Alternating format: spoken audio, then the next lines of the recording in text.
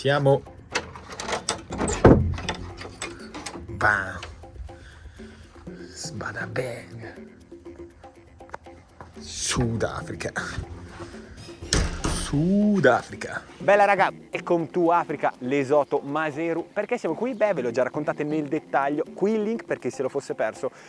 Ma adesso è arrivato il momento di saltare in sella e andare a provare le nuove KTM EXC 2024 Enduro. Quindi volete scendere ancora più nel dettaglio, volete sapere esattamente quelle che sono le novità? Beh, andate al minuto 4:14 ragazzi, 4:14, perché insieme a Giacomo sono andato a vedere quelle che sono proprio queste importanti novità. Adesso però io salto in sella e partiamo, andiamo, let's go! Ok raga, ci siamo, praticamente super mega di corsa, ma si parte e si va. Andiamo! Africa! Welcome to Africa! Salto!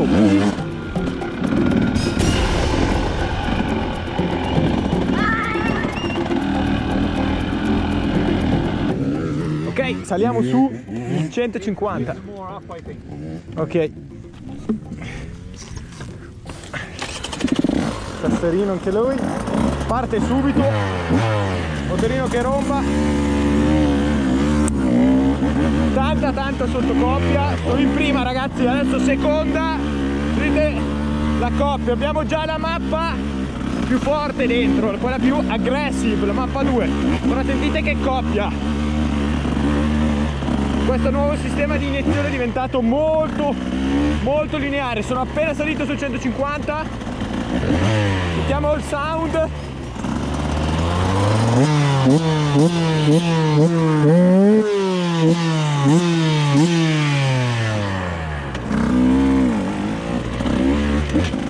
Guardate dove siamo intanto raga. Sassi, montagne ovunque.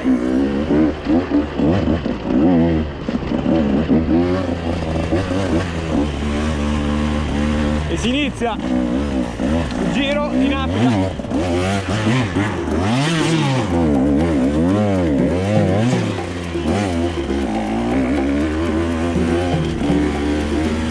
Cioè raga, guardate dove siamo arrivati. In fondo, non so se si vede, bam, altopiano. E adesso la piccolina 150, che dire, l'ergonomia ha tanti diversi, però c'è veramente tanti bassi, poca spinta in alto e bisogna forzarla quando hai voglia di spingere o quando hai uno scambio più importante, se no bisogna tenere la marcia in più. Questa è la primissima cosa che ho sentito, abbiamo fatto veramente 20 metri. Adesso vado avanti.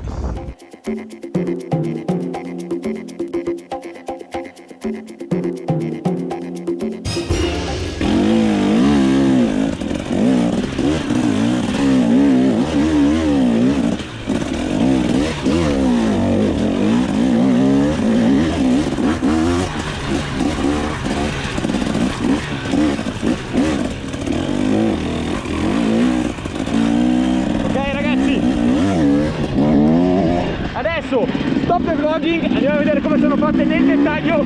Ora, boom. Bella raga, welcome back. Perché 4,14? Bah, in realtà semplicemente perché mi piaceva come numero. 4 e 14 sono due numeri che mi piacciono. Ma guardate dove vi porto adesso. Qui andiamo esattamente all'interno dove abbiamo fatto la conferenza stampa. Vi porto qua dentro perché mi raggiunge Giacomo Zappoli, che è il marketing manager proprio per quello che riguarda poi il lancio anche di questa nuova gamma Enduro, e con lui andiamo a scoprire un po' tutte le postazioni, perché qui a noi ci hanno diviso tutta la presentazione in postazioni. Ce ne sarà una dedicata al telaio e a tutto quello che un po' sale a bordo della moto, ce ne sarà una dedicata invece al motore, eccoci qua, e infine più in là ce n'è una dedicata alle sospensioni. Però adesso arriva Giacomo e ci spiega tutto nel dettaglio.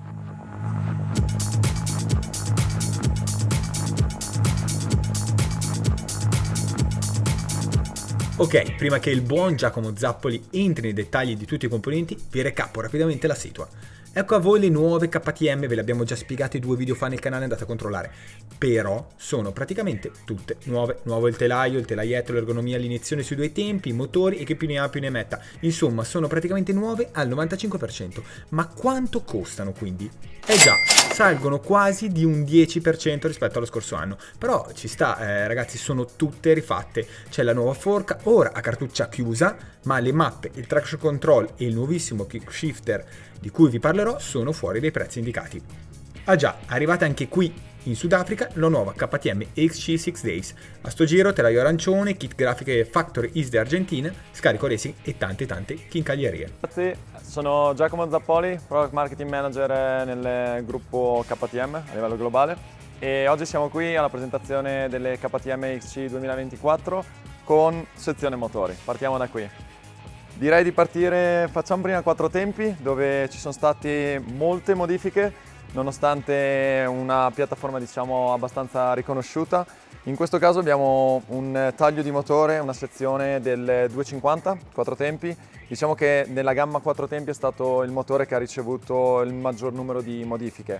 Partendo ovviamente dalla parte alta, come potete vedere, non abbiamo più il sistema mezze lune come era piuttosto in precedenza e andando fino alla parte opposta, dove potete vedere tutti i tagli, dove ci sono delle sezioni tagliate e dove sono state fatte delle modifiche. Come potete vedere ce ne sono tante di cui potremmo parlare, però diciamo che mi focalizzerò in questo caso su 2 in particolare. Abbiamo avuto ovviamente una modifica a livello pistone cilindro, dove c'è stato un cambio da 78 mm a 81. Questo ha permesso di realizzare un incremento abbastanza importante ai bassi e su tutto il mid-range. Vedrete, secondo me, da quel punto di vista un cambio importante grazie a Josep Garcia. Avete visto che ha fatto il cambio da 350 a 250, è molto contento del nuovo motore, vediamo come andremo quest'anno a livello di campionato. E sempre per quanto riguarda 4 tempi, uno dei cambi più importanti è stata l'unificazione di tutto quello che è il gruppo trasmissione, ovvero la trasmissione da 250, 350, 450 e 500 è comune, quindi una trasmissione di un 500 può essere inserita su un modello 250. Cosa significa per il cliente finale? Ovviamente una disponibilità a livello di concessionario migliorata. In quel caso, ovviamente, nel caso dovessero esserci dei problemi, sarà molto più semplice recuperare i pezzi di ricambio. E non è stato fatto solamente per, diciamo, come potremmo dire, avere un'unificazione solo a livello per i concessionari, ma quello che è stato fatto è che con la trasmissione della 350, che è quella più robusta e rinomata nel segmento, è stata riportata sul 4,5 del 500, portando quindi da una parte una riduzione di peso, dall'altra ovviamente un incremento nella performance e nella durabilità. Quindi se guardiamo i 4 tempi, secondo me l'altro punto fondamentale è quello che abbiamo qui nello schermo, ovvero il quick shifter. Abbiamo commentato già in passato, il quick shifter non è una novità a livello stradale, ma a livello enduro siamo i primi nel campo a portarlo. Il quick shifter di per sé è un sistema piuttosto semplice perché consiste in un magnete che permette appunto di rilevare il cambio e permettere appunto al pilota di non utilizzare la frizione sia a medi bassi e medi regimi, dove ovviamente l'innesto è un pelo più importante, mentre ad alti regimi è molto più semplice e facile da cambiare. Come potete immaginare, ognuno di noi ha uno stile di guida, una maniera di colpire con il piede la leva del cambio piuttosto diversa, quindi l'obiettivo dei nostri tecnici è stato quello appunto di trovare una via di mezzo che permette dall'amatore fino al pro di avere un sistema che è efficace, che non ha problemi e che funziona sempre. Ovviamente funziona solo dalla seconda alla sesta, sappiamo benissimo perché dalla prima alla seconda non vogliamo finire in folle, nessuno vuole arrivare prima di una salita e magari avere un sistema in quella situazione. E dall'altra parte non possiamo utilizzare un sistema di quick shifter anche in riduzione di marcia, perché per effettuare ciò sarebbe necessario il sistema ride by wire, che per quanto riguarda i campionati enduro e motocross in questo momento è proibito. Conoscete bene che tutte le nostre tecnologie arrivano dal mondo motorsport, quindi fino a quando il mondo motorsport non permetterà questa tecnologia non riusciremo a vederla su produzioni standard. Quindi livello 4 tempi, diciamo che potrei andare più nel dettaglio, 4,5, 500 cosa è cambiato, ma farei già il salto su tutto quello che è il mondo TBI, che è secondo me quello più interessante, quindi il mondo 2 tempi.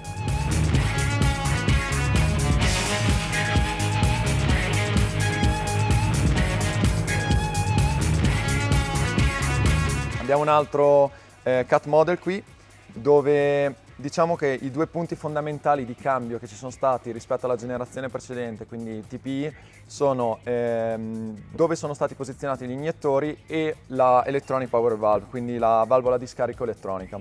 Se partiamo dalla parte quindi principale, il cambio è stato che siamo andati da dell'orto a cane come throttle body, quindi il corpo, penso sia il corpo farfallato in italiano.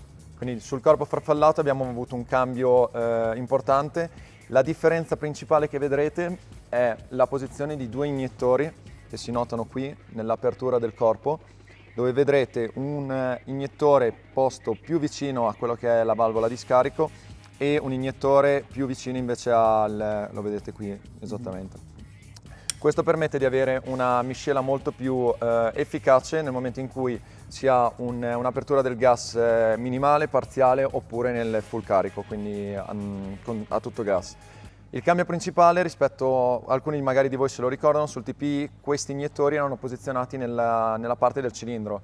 Quello che creava in quel momento lì era avere delle esplosioni di miscela piuttosto diverse tra una situazione e un'altra, perché avendo i sensori in questa posizione potrebbe esserci determinate esplosioni che sono troppo magre e determinate esplosioni che sono troppo grasse. In questo modo quello che è stato fatto è cercare di avere una erogazione completamente lineare su tutto l'arco dei regimi di apertura del gas.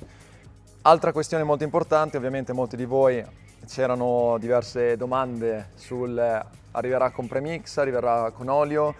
Ovviamente abbiamo deciso di mantenere la possibilità del serbatoio dell'olio, quindi in questo caso semplicemente dovrete ogni 8 ore riempire il serbatoio dell'olio e la miscela non sarà direttamente automatica. L'iniettore è stato spostato in questa posizione anche qui per migliorare la performance e avere appunto una miscela migliore nella parte finale. Come ho detto, due parti importanti su due tempi, quindi tutto il nuovo sistema di iniettori e dall'altra parte la valvola di scarico elettronica che possiamo vedere qua. La valvola di scarico elettronica ci permette di avere delle modifiche molto sostanziali quando si entra a parlare di mappature. Quindi tra la mappa 1 e la mappa 2 in questo caso noterete una differenza piuttosto importante su un comportamento molto più docile, possiamo dire, sulla mappa 1 che permette appunto all'amatore magari o a fine giornata quando iniziamo a essere piuttosto stanchi di avere una moto meno scorbutica e di avere invece piena potenza e una moto molto più reattiva sulla mappa 2 che è la mappa verde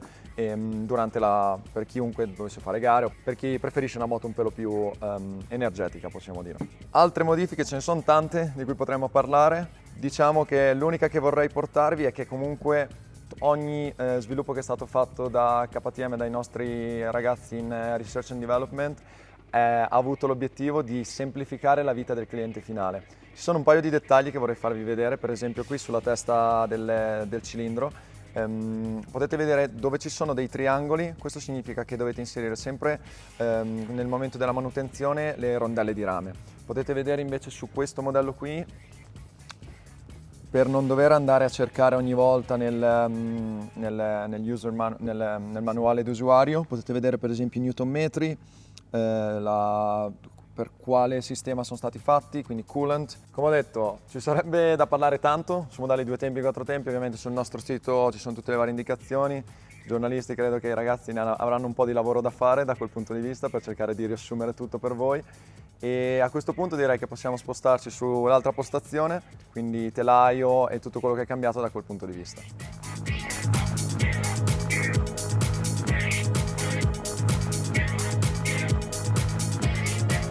Perfetto ragazzi, andiamo nella stazione del telaio, telaietto e sospensioni. Abbiamo una moto qui, la chiamiamo street bike, quindi come potete vedere la maggior parte dei pezzi sono stati rimossi, però abbiamo mantenuto un focus sulle parti fondamentali di tutto quello che è il telaio.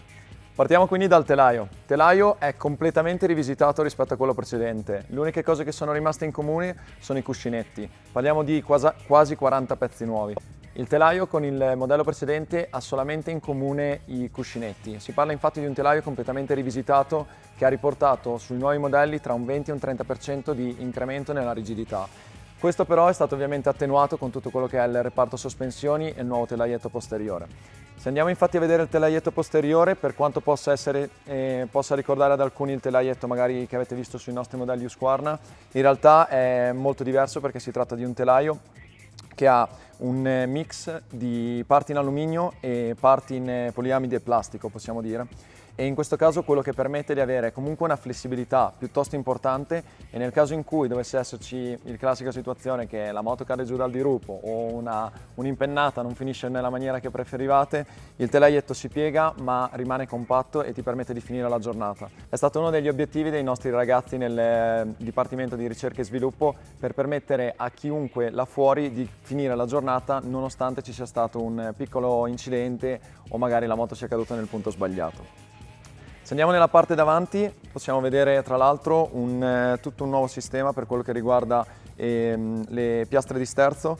Possono sembrare lavorate con CNC, ma in realtà si tratta di alluminio forgiato. Questo permette di avere un cambiamento sostanziale sulla maniera in cui viene mantenuta la forcella. Cosa significa? Nel passato si poteva avere magari situazioni dove il punto di ancoraggio, di fissaggio della piastra della forcella sulla forcella poteva essere non omogeneo, magari su una vite della piastra inferiore rispetto alla vite della piastra superiore.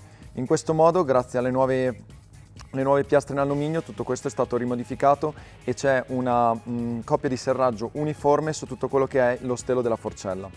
In questo caso potete vedere tra l'altro lo stelo della forcella aperto. Ce ne parleremo più avanti nella sezione delle forcelle. Questa è una sospensione della nostra linea Pro, ma vi darò più dettagli nella parte successiva. Se guardiamo invece tutto quello che è il telaio nuovo, un altro punto sicuramente interessante è l'ancoraggio del PDS, il sistema appunto unico di KTM, che nel passato ovviamente molta gente poteva sentire una sensazione di quasi chopper in determinate situazioni.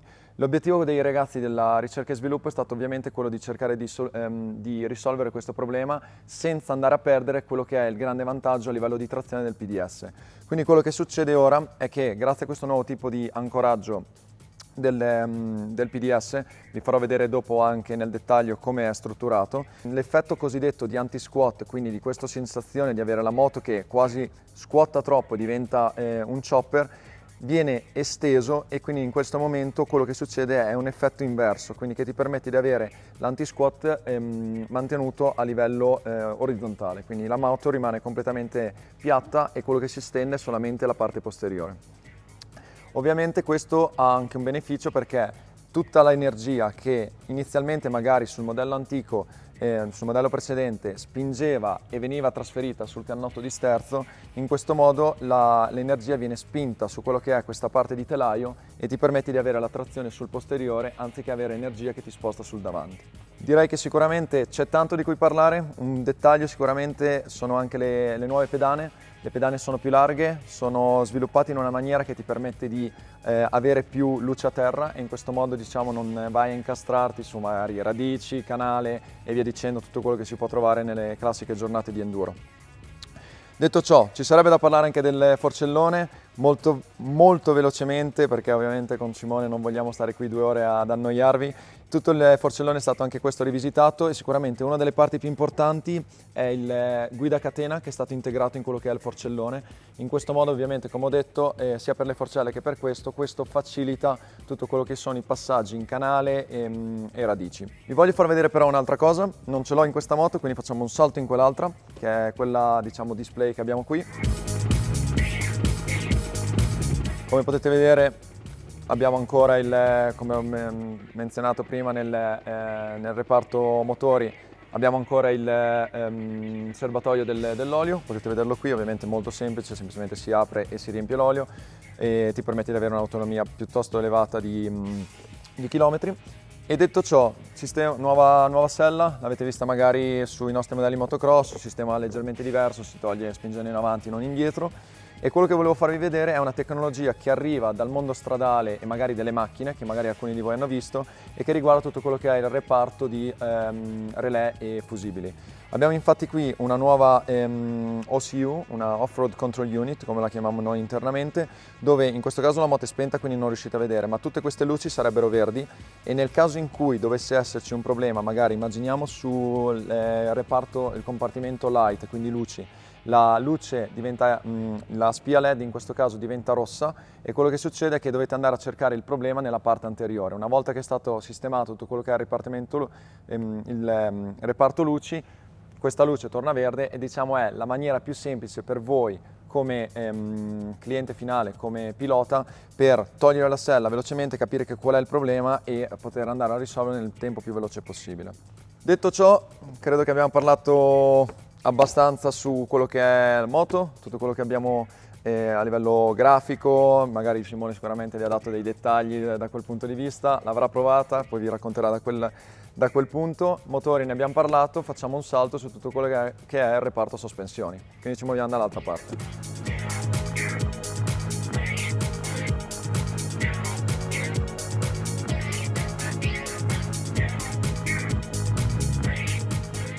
Abbiamo deciso di presentarvi in due sezioni separate, ovviamente forcella e PDS. Partiamo dalla forcella, in questo caso non abbiamo fatto il taglio, ve l'ho fatto vedere prima nell'altra sezione. Abbiamo qui quindi forcella, cartuccia chiusa, WP con molla interna.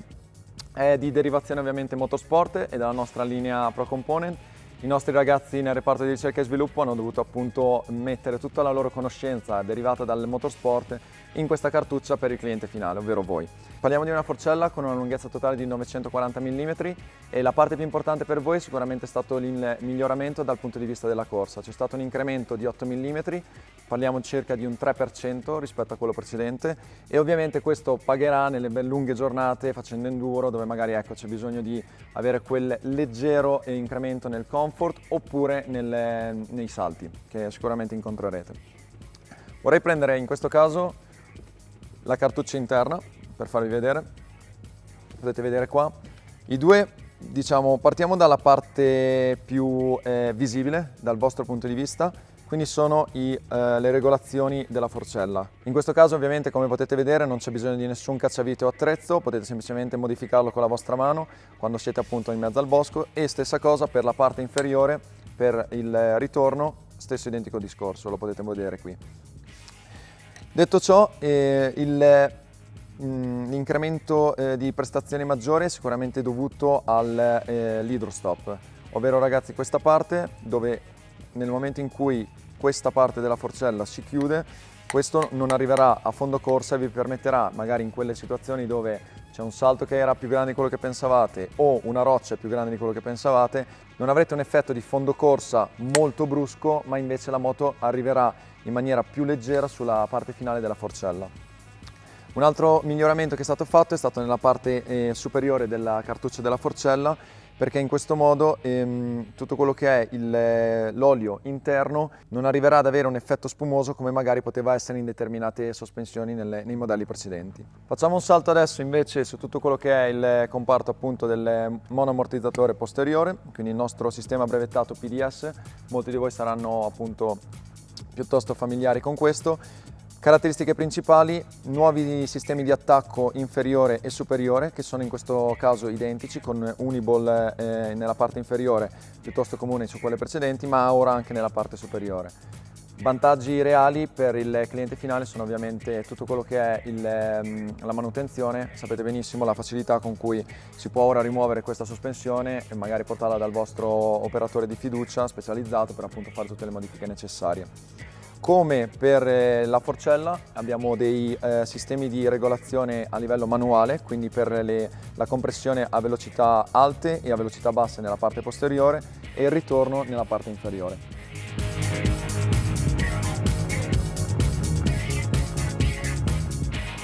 Perfetto ragazzi, sospensioni ne abbiamo parlato, ci spostiamo di nuovo nella moto completa e chiudiamo qui la nostra chiacchierata. Come potete vedere, ovviamente questa è la nostra moto display e volevamo farvi vedere anche un paio di pezzi che potete comprare per arricchire sia a livello di prestazione che ovviamente anche il look della moto. Partendo da quello che è per esempio la camera d'espansione, quindi la parte inferiore della marmita di FMF, ovviamente il sound cambia abbastanza, purtroppo siamo senza benzina, come potete vedere non ce n'è, quindi non posso accendervela e farvela sentire, però sicuramente Simone vi farà vedere un paio di video dove con una 300 l'ho visto andare abbastanza veloce.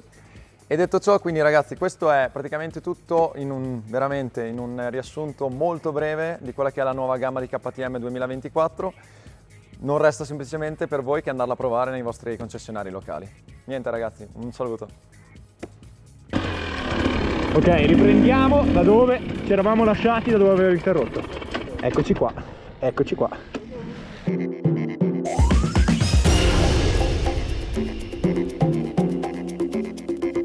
Adesso c'è il tempo per farvi un primo commento veloce e anzi abbiamo fatto il cambio Baika, giro di moto. Adesso sono salito sul 2,5 dei tempi, praticamente la penultima che venga, perché c'è anche il 200 dei tempi, quindi 2 mezzone, e vediamo come va. Parto subito, poi dopo vi faccio una rinfrescata veloce. Go go go go. 2 mezzino, guardatelo qua, bam bam, qua, tabella 2 mezzocchi, molto più pieno, molto più corposo, ancora più presente rispetto al 300, ma adesso di erogazione quasi gli va vicino, sembra di ricordare un vecchio 300, il 300 di prima, perché il 300 è diventato ancora più fastoso, ancora più morbido. Poi l'odio è quando vai a dare la manacciata di gas, là arriva la corposità, qua arriva un po' di carattere, che da un lato mi piace, lo preferisco.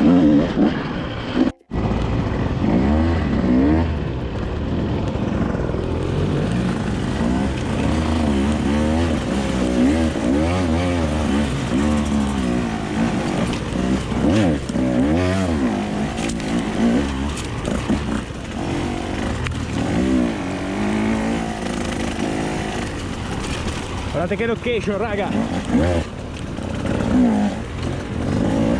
Fuori dell'Africa, anzi, qua siamo più nel sud dell'Africa.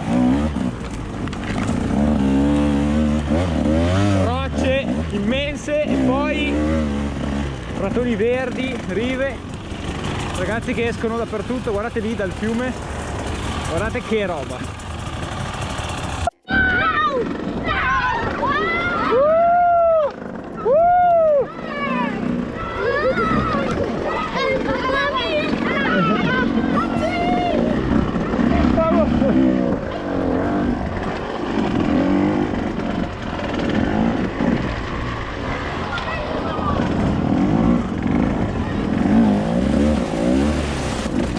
Bambino che ci segue, da paura. Fa parte della Dirt Squad, raga. Guardatelo, lo portiamo alla Dirt Squad.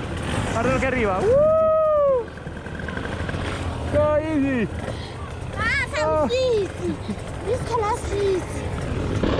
Guardate i villaggi, ragazzi, fantastico, guardate,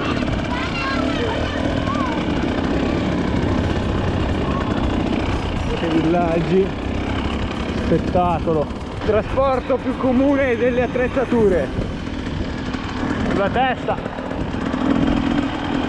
carriole, lavano i panni, ragazzi, i panni sporchi si lavano sempre in casa.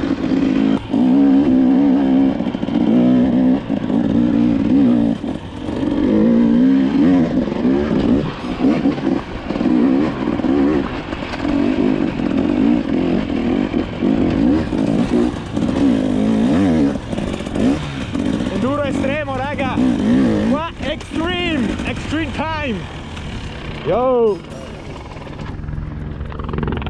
So nice. Helicopter. The sky.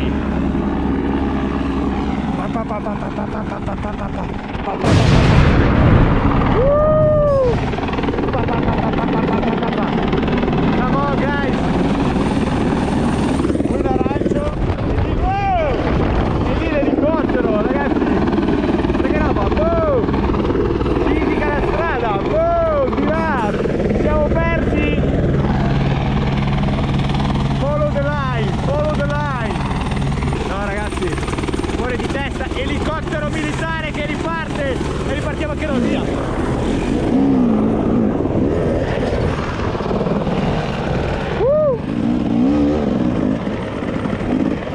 Ok, proviamo a prendere la strada giusta, vediamo di tornare nel percorso. Quanto mi aiuta questo mezzo 2 tempi nelle situazioni così estreme hard. Per il momento, tra quelle che ho provato, è la mia moto preferita, perché rimane morbida ma ho quel tiro, quella leggera presenza, perché questa iniezione nuova nasconde completamente la risposta del gas è talmente tonda, pulita che non avverto più nulla. Invece qua qualcosa ce l'ho, quando ho bisogno lo richiamo col gas e mi aiuta, viene fuori.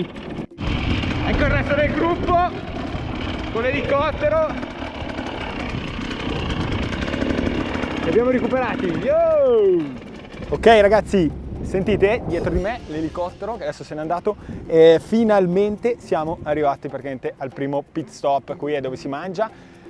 Giro lunghissimo, veramente infinito, non avevo mai il tempo per farvi quindi il primo commento a caldo, quello che mi piace un po' raccontarvi, darvi le prime impressioni veloci, l'ho dovuto fare qua. Quindi eccole qua, qui dietro abbiamo le due tempi, ovvero quelle che abbiamo usato noi, perché poi ci scambiamo nel pomeriggio, invece noi saliamo sulle 4 tempi, perché siamo divisi in 2 gruppi. Prime considerazioni che vi dico che allora, le moto cambiano tantissimo, l'ergonomia, salti sopra, in sella, mi piacciono tanto, ricordano logicamente tantissimo quelle da cross che abbiamo già guidato, che ho già guidato anche durante il top match,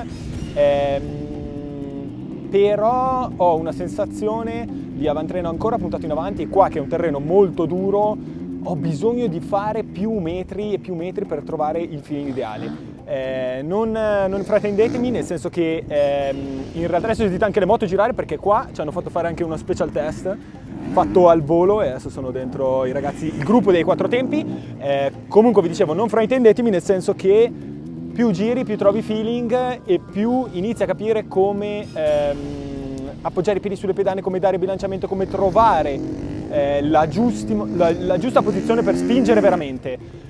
Questo è perché un po' di precarico sull'anteriore, un po' di bilanciamento sull'anteriore lo avverto, soprattutto qua che siamo in una situazione di duro, quindi è un duro che però spesso troviamo il sasso che scivola smosso, come avete visto nelle immagini prima, e quindi sei sempre lì che ogni tanto vorresti il davanti che galleggia, nonostante siamo quindi in questa condizione dura, però quindi ergonomia sali sopra nettamente migliorata, posizione della selle, posizione del manubrio, posizione delle pedane nettamente migliorata.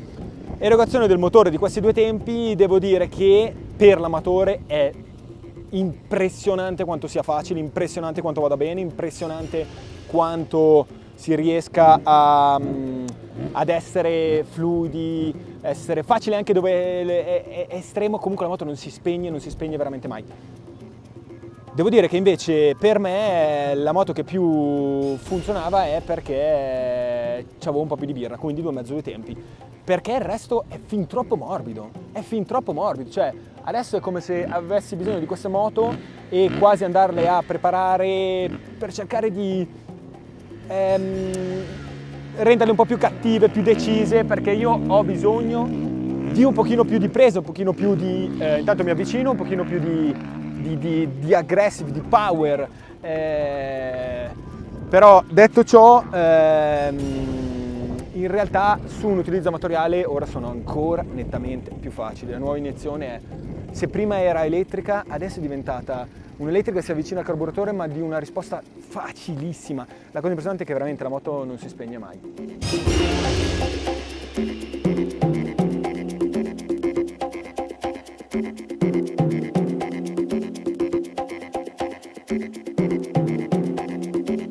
Tre dettagli sulle moto. Allora, 150 per me un filo troppo morbida, un filo troppo facile, nel senso che non hai mai quell'esplosione lì, sei sempre lì che in realtà cerchi veramente di dargli birra.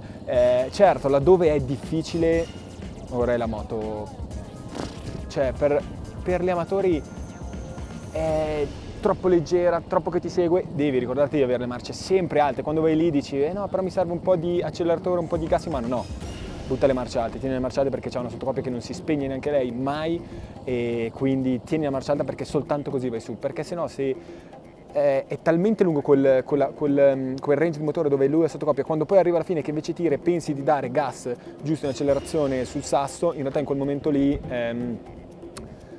lei inizia poi a slittare, perdi grip, perdi sottocoppia, e invece bisogna tenere sempre la marcia alta.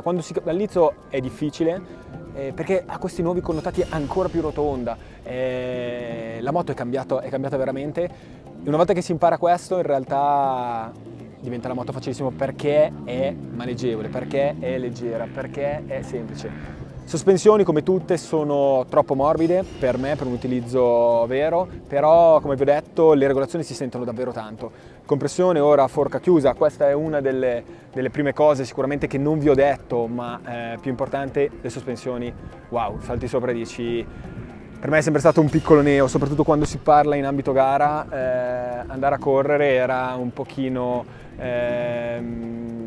tante volte ci si rivolgeva un setting dedicato con un meccanico di fiducia piuttosto che cambiare direttamente la sospensione anteriore, ma ora invece la forca lavora bene, lavora veramente bene, hai bisogno soltanto di dedicargli il setting corretto per te. Ora le regolazioni sono tutte e due sopra quelle della compressione, si avvertono subito, sente tanti click. Io vado quasi tutto chiusa, da tutto chiuso ne apro 3 praticamente e ci hanno consegnato la moto che eravamo esattamente in una condizione di click standard, più o meno a metà della sospensione. Il monoamortizzatore anche lui comodissimo adesso. Passando invece poi alle due più grandi, che dire, come vi ho detto il 300 è una sottocoppia infinita, molto morbida, molto rotonda. Anche lì tra i due ho preferito il 2,5 come vi ho detto, quella birra, quella spinta che c'era. Impostazioni la preferisco perché in realtà 3 sono i telai presenti qua, uno i telai nuovi di KTM, ovvero uno è dedicato solo al 150, soprattutto nella zona della culla va a cambiare, e gli altri 2 sono dedicati alla gamma 2 tempi, quindi il 300 e il 2,5 tempi e poi tutta la famiglia 4 tempi. Il telaio del 300 e il 2,5 mi segue molto di più, non lo so, è come se il bilanciamento totale è nettamente superiore. Ho provato a farvi un recap veloce perché non avevamo tempo, perché qua è tutto in inseguimento, perché stiamo facendo dei giri fuori di testa, bellissimo, proprio bellissimo la popolazione, bellissimo trovare le persone locali che ti salutano, un sacco di bambini che ci rincorrono e questa è veramente una gioia, è qualcosa che poi me l'hanno sempre raccontato, invece lo devi vivere, e lo puoi vedere soltanto qua. E adesso vado a mangiare un boccone e poi continuiamo e più tardi vi dico le conclusioni e tutto quello che manca. Intanto l'elicottero, come vedete, c'è sempre, eccolo là, non ci abbandona mai, siamo praticamente in un rally africano qua. Quindi andiamo a mangiare. Bella raga, a dopo.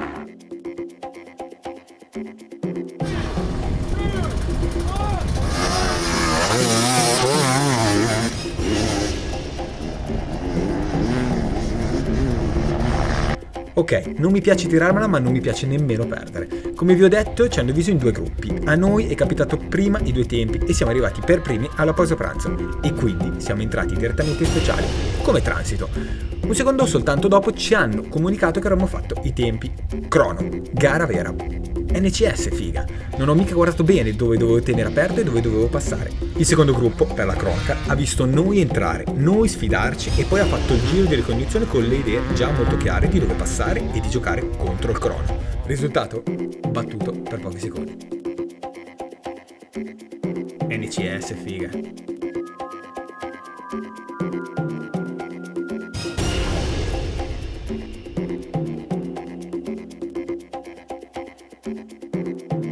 Ok ragazzi, pranzo finito, si riparte e adesso, come abbiamo detto, si parte quindi con le 4 tempi. Inizio con il bestione 500, quella grossa, 500 XCF qua con me. Adesso ci andiamo e vediamo. Un'altra cosa super interessante che ci hanno appena raccontato è che in realtà, vedete tutti questi bambini che abbiamo visto ci sono qua, ok? Ah, sorry. No. In realtà quella là in fondo è, ragazzi, una scuola elementare. È una scuola elementare, fuori di testa. Noi tante volte ci facciamo un sacco di problemi, un sacco di rincorse verso chissà che cosa e poi ti accorgi che dall'altra parte del mondo sono spesso anche più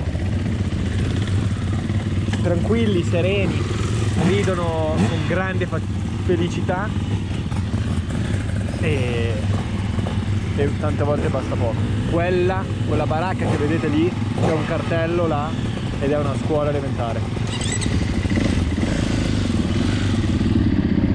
Adesso partiamo. 500 a noi, salutiamo i bambini. I ragazzi della scuola elementare. Via! Si va a 500, 4 tempi, vediamo cosa succede. Anche qui salti sopra, lo senti subito che non è più la KTM che conoscevamo. Il feeling è quello che conosco già, è quello che arriva dal cross, l'ergonomia è lei. Sono gli spostamenti in sella che me la ricordano tantissimo la parente da cross, e mi sento già molto più a mio agio. Mi sembra che la condizione di avantreno puntato qua sia nettamente inferiore, questo perché molto probabilmente anche la sospensione è tarata leggermente più dura, più sostenuta, e quindi questa cosa già mi piace. C'è tanto feeling che arriva subito, bastano pochi metri e come potete vedere qua in questi pietroni siamo già qua a giocarci. Adesso vado a scoprirla.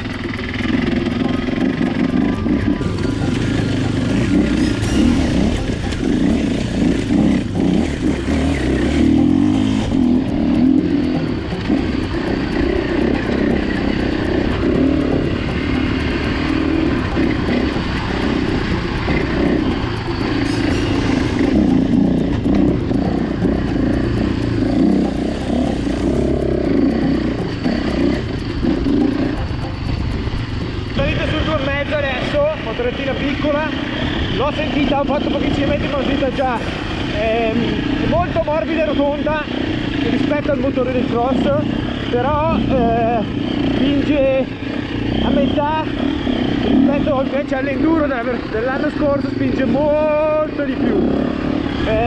Comodità delle regolazioni, è morbida per me, pezzo buono, tac, metto qua 1, 2, 3 stick.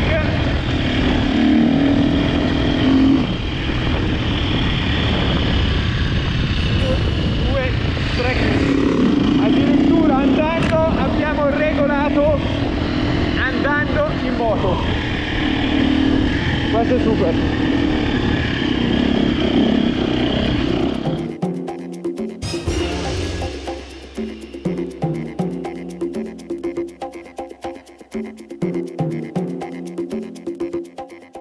Ok, si finisce col 3,5.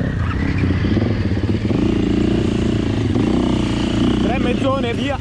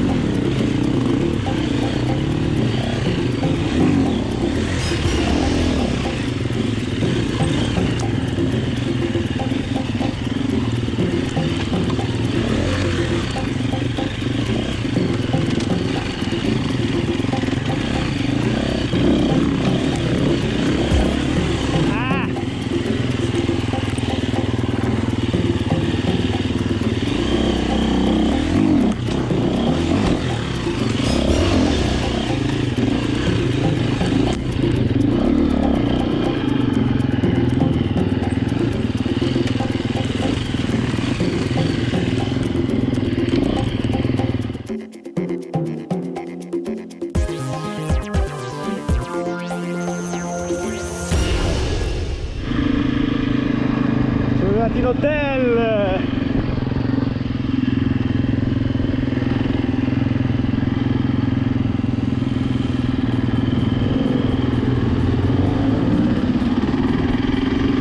Siamo, il giro è finito. Let's go.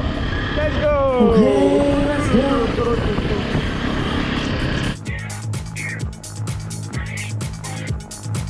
Ok, ci siamo, finalmente, giornata finita. Porca miseria, giornata finita veramente.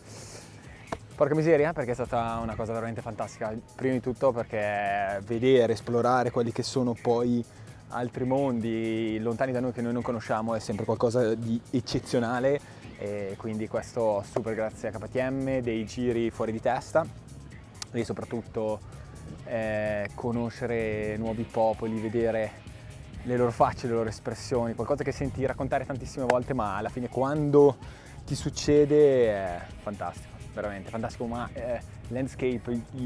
tutte le viste qua, veramente, raga, eccezionale. Quindi super grazie già per questo, ma veniamo a lei. Adesso è il momento, perché è stata tutta una rincorsa oggi. Ho cercato di portarvi con me il più possibile, portarvi dentro con me con la GoPro. Ho cercato di urlarvi un po' quelli che sono i primi commenti. Ho fatto giusto un recap a pranzo, ma ora è il momento di raccontarvi un po' nel dettaglio esattamente come vanno queste moto. Quindi partiamo dall'inizio, ovvero bam, saltiamo sopra. Quando saliamo avverti subito che la KTM non è più la KTM che conoscevamo, è tutta diversa. Mi richiama molto le sorelle da cross che ho già provato, le cugine, e quindi diciamo che l'ergonomia è pressappoco lei, ovvero molto filante.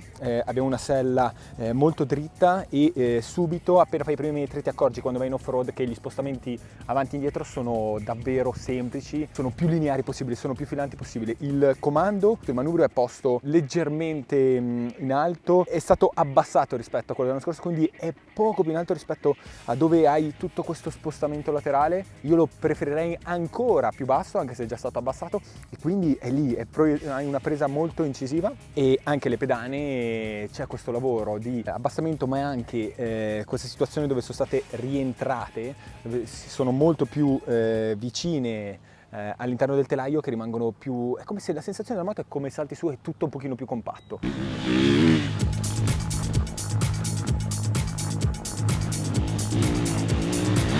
Facciamo tastino, pulsantiere tutte nuove, pulsantiera dell'avviamento, mi piace tantissimo per accenderlo, non ci tocchi dentro, però logicamente per spegnerlo hanno fatto sì che il tasto possa rientrare il più possibile, perché anche picchiando con il petto, con la pettorina, in realtà non vai a spegnerla. Devi andare dentro. All'inizio, se non sei abituato, in realtà fai quasi fatica, perché devi proprio schiacciarlo e non lo trovi. In caso di emergenza è capitato di una caduta di un ragazzo dato lì e non riuscivo a trovarlo perché in realtà dovevo spingere all'interno. Luci, comandi invece lo avevamo già visto, eredita poi quello che è il controllo elettronico, quindi mappe 1 o 2 o traction control quick shifter che, precisiamo a dirlo subito, per l'Italia in realtà non è venduta standard, ma è Power Parts, mentre il traction control c'è e le mappe anche. Mappe su tutta la gamma, sia sui 2 tempi che 4 tempi, mentre traction control logicamente sul 4 tempi.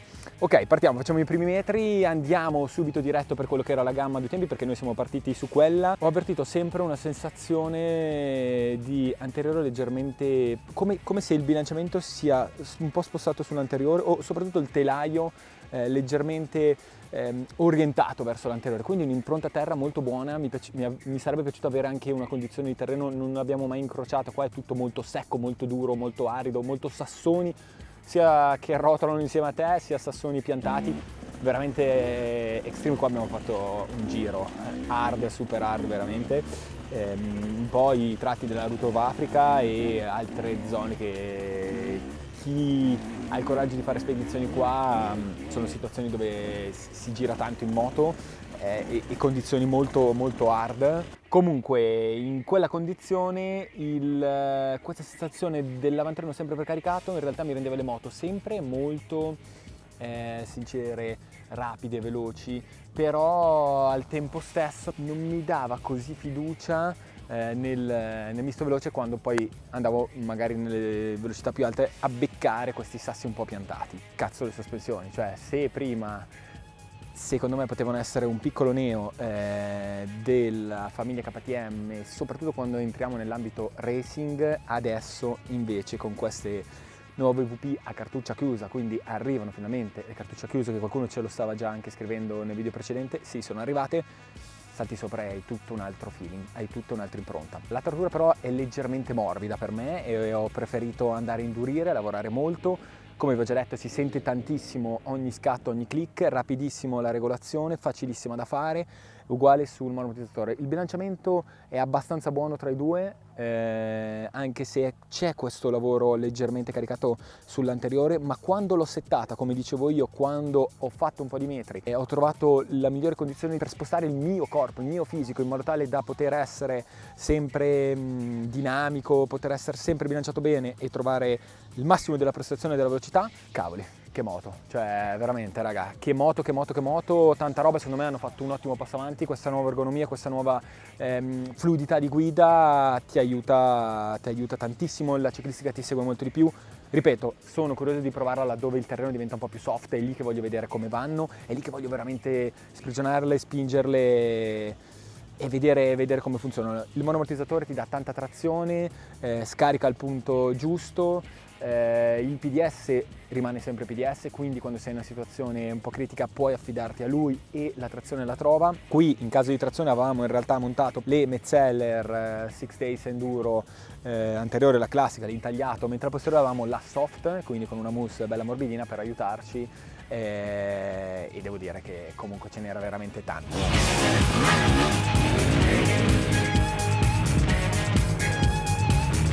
Parlando di trazione entriamo nell'ambito del motore, perché logicamente i motori sono tutti nuovi, come abbiamo fatto vedere nel dettaglio. Bisogna veramente secondo me fare una diversificazione per chi ha la voglia di utilizzare la moto molto più con un utilizzo amatoriale, con una scelta anche dei tracciati, più vado a scansionarmi, faccio il giro con gli amici, piuttosto che quello che prendo questa moto perché io voglio andarci a correre. Partiamo dalla più piccola, fin troppo rotonda. Se vuoi correrci è fin troppo rotonda, fin troppo facile, fin troppo morbida. C'è questa progressione adesso con il nuovo sistema di iniezione che fa ciao ciao al TPI, adesso è ancora più rotonda, è ancora più progressiva, è ancora più facile, però questa roba qui fa sì che nel momento in cui hai veramente bisogno di botta, perché magari la vuoi, perché vuoi saltare il tronco e non passarlo, perché passarlo ora è più facile, ma lo vuoi saltare, hai bisogno di quella botta in più, picchi con la ruota davanti e poi esplodere. Lei non esplode, devi avere con te veramente in mano la frizione, devi avere con te sempre la mappa più hard, devi essere ancora più pronto di gas. Questo fa sì che l'amatore, cioè la cosa impressionante, l'ho già detto e lo ripeto, le moto non si spengono mai, quindi in una condizione difficile, una motoretta piccola, leggera, 150, facilissimo, lei non si spegne, diventa facilissima e quindi hai sempre questa costante trazione. Devo andarci forte. A quel punto mi sembra che diventa doveroso quasi andare in una fase contraria, ovvero cercare di preparare, cercare di trovare quella... è come se il motore in realtà sviluppasse, perché a metà ne hanno di coppia, ma devo poter erogare ancora di più. Più saliamo di cilindrate più mi trovo meglio, nel senso che in realtà la 300 sposa questa filosofia sempre morbida, sempre progressiva e quindi ottima un po' in tutte le condizioni. La 2.5 diventa la moto perfetta da gara, nel senso che ha quella un po' di rabbia che mi ha fatto veramente godere tanto. Tra le due tempi è quella che ho preferito, molto bene.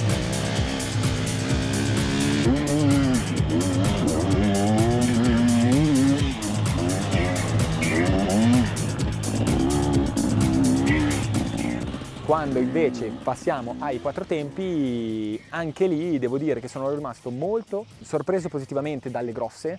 Sarà che un po' anch'io sto andando più là, come mi chiamano sempre, ormai sono il vecchio del gruppo di Dorta, però le cilindrate grosse ormai mi piacciono. Le ciccione, quelle proprio plop.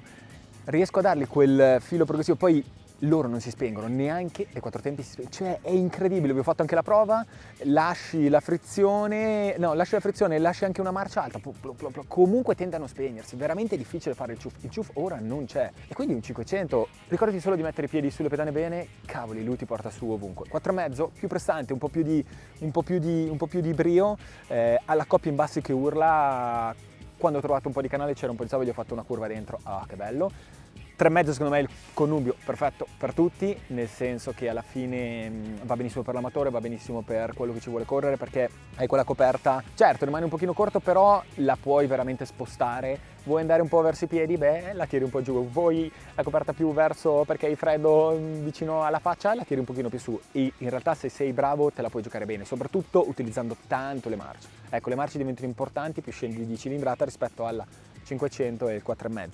2.5? Ecco, sul 2.5 qualcosa da dirlo ce l'ho, nel senso che soprattutto per tutti quelli che sono i ragazzi che tante volte ci scrivono, ci chiedono, ambiscono attività nel mondo racing, regionale, nazionale, in questi contesti, la moto finalmente spinge. Ok, non è la motocross, sono sceso dalla motocross, non è esattamente quello, perché qua in KTM si sa, la filosofia c'è, è di quelle che il mondo enduro, la moto va costruita e adeguata, neanche adeguata, va costruita appositamente per l'enduro. Il mondo cross è un mondo a parte. quindi non ci sono degli adattamenti, ma ci sono semmai dei punti di incontro, perché ormai si stanno accorgendo che tantissime situazioni che arrivano, magari nascono prima nel cross, come ad esempio un po' la derivazione del telaio, un po' la derivazione di questa ergonomia, vengono presi e portati nel mondo dell'enduro perché funzionano bene, però il motore non gira assolutissimamente come loro. Ma al tempo stesso, cavoli, questo è quello che volevo dire, adesso spinge. A metà è sempre... Allora, è come se la filosofia è renderti la vita molto facile, quindi è sempre presente, è sempre progressiva, è facile veramente per tutti, ma se vuoi farla frullare, devi tenerla a metà. Lì, adesso, rispetto a prima, a coppia, a birra, a energia. Quindi lì, per voi che andate a correrci, cavoli, potete insistere. Secondo me è presa, magari ci cambi il tuo scarico, ci metti su quelle 4 robine che diventano la tua moto da gara, lo sto dicendo proprio a te che vuoi andarci a correre, adesso il 2 mezzino in quel contesto lì spinge veramente. Poi andarlo a cercare nelle alte velocità, ci sono lavori che si fanno sicuramente sulla trasmissione finale piuttosto che altri accorgimenti.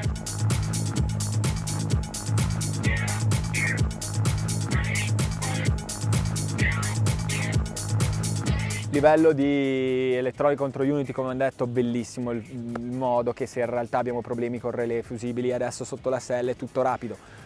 Là è tutto qui al comando, come ho detto è facilissimo, ma soprattutto funziona molto bene. Senti il salto delle mappature, per me è quasi sempre mappa 2 in qualsiasi condizione, quasi sempre, perché no, quick shifter attivato, perché comunque ti aiuta. Allora il quick shifter lavora molto bene secondo me laddove il terreno lega e lei fa più fatica o i numeri di giri sono molto alti, perché lì taglia per un microsecondo, di centesimo, di millesimo di secondo e butta dentro la marcia. Se invece come qua c'erano terreni secchi, che provavo bene in quella situazione lì, la moto già scorre, le velocità non erano elevate, in realtà l'innesto alla marcia non è così duro, che viene inserito, salta dentro subito anche senza quick shifter, quindi non è che mi cambia così la vita, anzi quando vado lento sento quella frazione di millesimi di secondo in cui taglia. Laddove il terreno secondo me diventa molto più pesante, molto più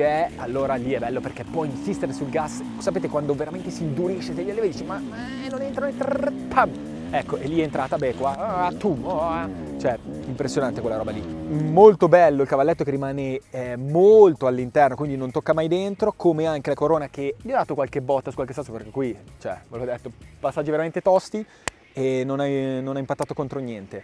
Anche il silenziatore molto compatto, su questa roba qui hanno lavorato molto molto bene. Per quello che sono invece un po' tutti i comandi, come sempre rimane il mondo KTM, quindi hai Brembo che funziona benissimo, l'ottimo compromesso tra quello che è la modellabilità e potenza di frenata, ma anche il comando della frizione idraulica, l'abbiamo già detto, è un comando molto preciso, che non allunga mai la sua corsa. Qui l'abbiamo usato comunque tantissimo in condizioni hard, di enduro estremo, sei sempre lì che lo utilizzi e ha retto fantasticamente.